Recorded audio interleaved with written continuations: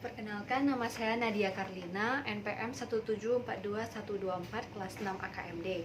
Nah, sekarang saya akan membahas mengenai teori akuntansi. Nah, soal yang pertama yaitu explain what you know about the early history of accounting based on various scenario as well as scientifically.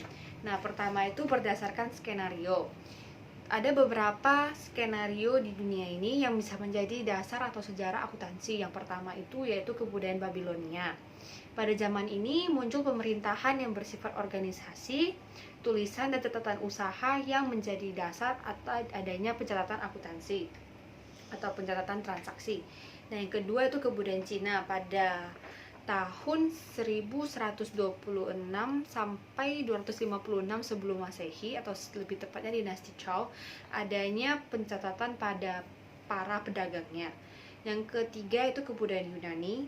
Pada zaman ini ada sistem akuntansi pertanggungjawaban yang terperinci.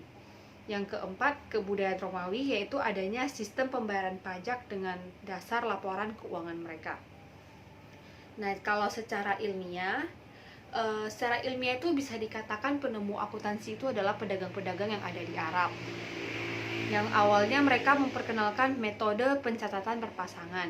Nah, pada tahun 1250 sampai 1400 muncul sistem pengklasifikasian, dan semenjak itu pedagang Italia menggunakan akuntansi sebagai pengendalian manajemen.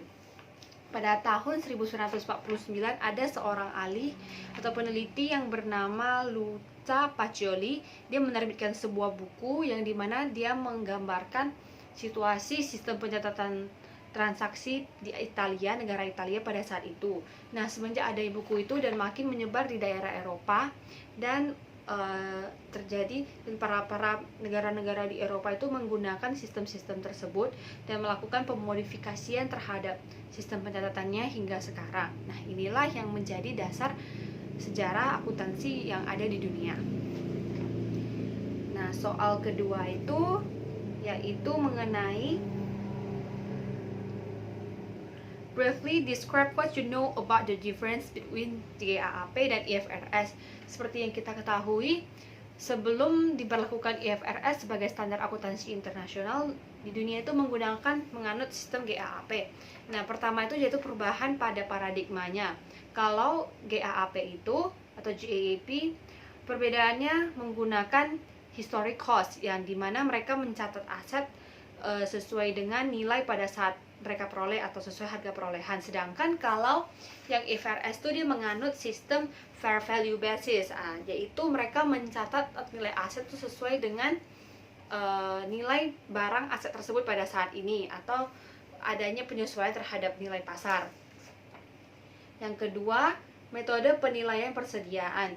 GAAP menggunakan metode FIFO, LIFO, dan average, sedangkan IFRS hanya mengenal dua, yaitu FIFO dan average. Yang ketiga, laporan keuangan berbasis GAAP terdapat pos luar biasa, sedangkan IFRS tidak ada.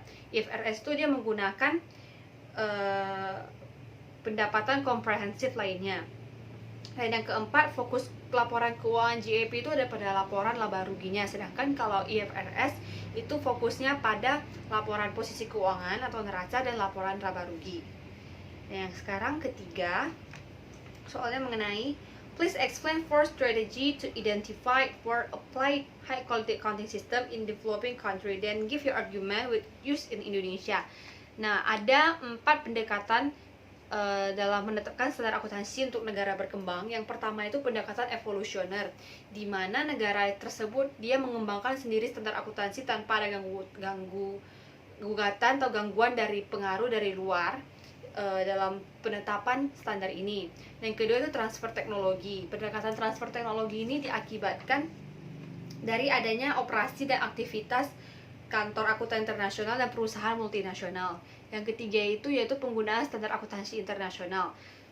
Strategi ini adalah dia menggunakan langsung mengcopy paste atau langsung menggunakan standar akuntansi yang ada di internasional tanpa ada modifikasi atau penyesuaian lainnya.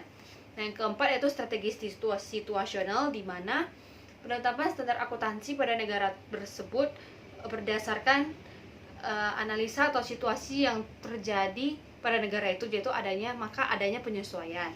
Nah, untuk Indonesia menurut saya ada 2 strategi yang cocok untuk dipakai sebagai standar akuntansi. Yang pertama yaitu penggunaan standar akuntansi internasional, di mana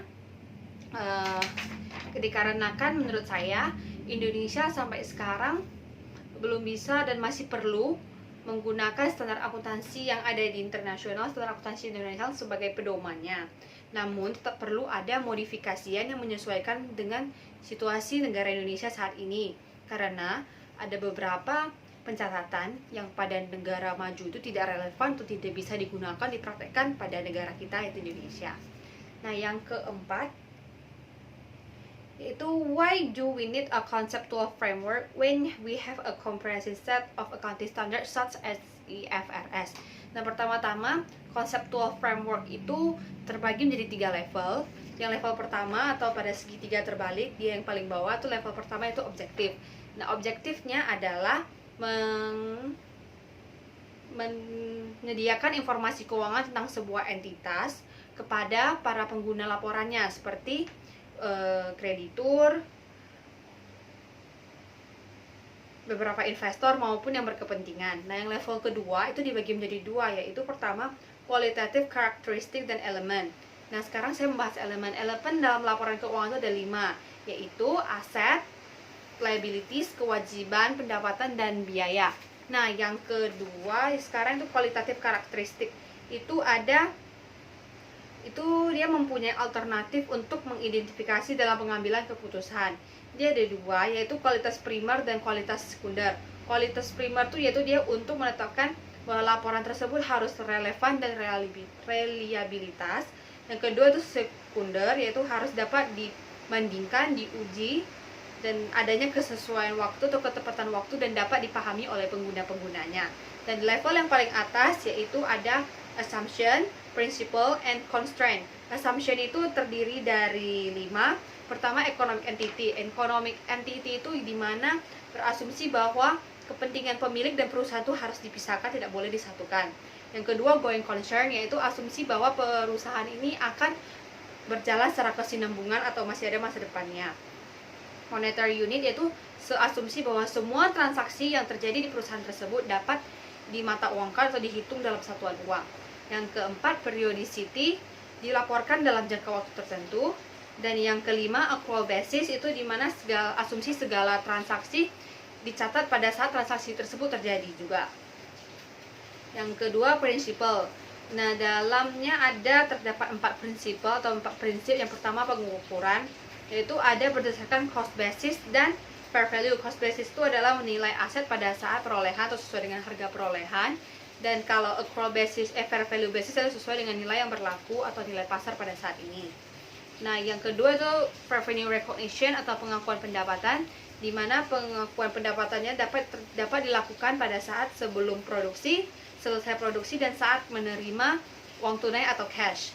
Yang ketiga, pengakuan beban, yaitu terdapat biaya produk dan biaya periodicity. Dan yang terakhir itu pengungkapan penuh, yaitu mengungkapkan semua hal yang dapat mempengaruhi pengambilan keputusan. Oke, yang sekarang constraint, ada cost constraint dan materiality.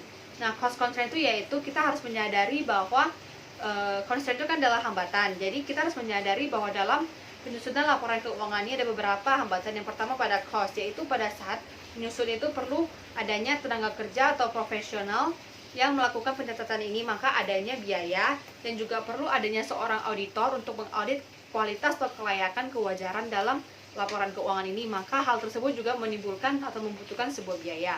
Dan yang kedua itu materiality. Nah, dalam hal ini dalam sebuah laporan keuangan itu akan terjadi beberapa kesalahan yang bersifat materialitas yang dapat mempengaruhi kualitas laporan keuangan tersebut. Nah, kenapa diperlukan standar seperti IFRS? Itu karena dalam praktik akuntansi itu kita perlu sebuah patokan atau sebuah pedoman yang mempersatukan opini-opini masyarakat besar terhadap pencatatan-pencatatan ini. Maka dengan adanya itu tidak terjadi perbedaan pencatatan atau perbedaan cara. Hal tersebut untuk memudahkan para pengguna atau para pembaca laporan keuangan itu bisa mempunyai sebuah tolak ukur apakah sesuai dengan yang dia inginkan gitu. Jika kalau tidak ada sebuah standar yang menjadi pedoman, maka setiap orang mempunyai cara yang berbeda dalam melakukan pencatatan laporan ini atau melakukan pelaporan keuangan, maka hal tersebut akan membuat para penggunanya bingung. Jadi sebenarnya mana sih yang benar? Menurut saya begini benar, menurut saya betul benar. Dalam standar ini ternyata berbeda. Nah, oke, yang terakhir itu yaitu mengenai explain your opinion about the concept of historical cost often gets criticism because it is considered irrelevant in presenting accounting information. Nah, kalau agree, mengapa? Karena sebuah aset yang dicatat menggunakan historical cost itu dia tidak relevan karena aset itu kan akan mengalami penurunan daya gunanya. Maka jika kita masih dicatat menggunakan harga perolehan, maka itu tidak wajar. Dan seiring berkembangnya waktu diperlukan penyesuaiannya. Maka historical cost atau historical base ini agak kurang relevan. Sedangkan jika pendapatnya yaitu disagree, itu menurut saya karena sebuah perusahaan dia memiliki aset atau membeli aset tersebut sesuai pada saat harga perolehannya. Nah, dia pasti akan tetap ingin aset tersebut bernilai pada saat dia membelinya. Dia mengharapkan keadilan pada saat mengakui nilai aset tersebut sesuai dengan harga perolehannya. Oke, sekian pembahasan saya mengenai UTS teori akuntansi ini. Terima kasih.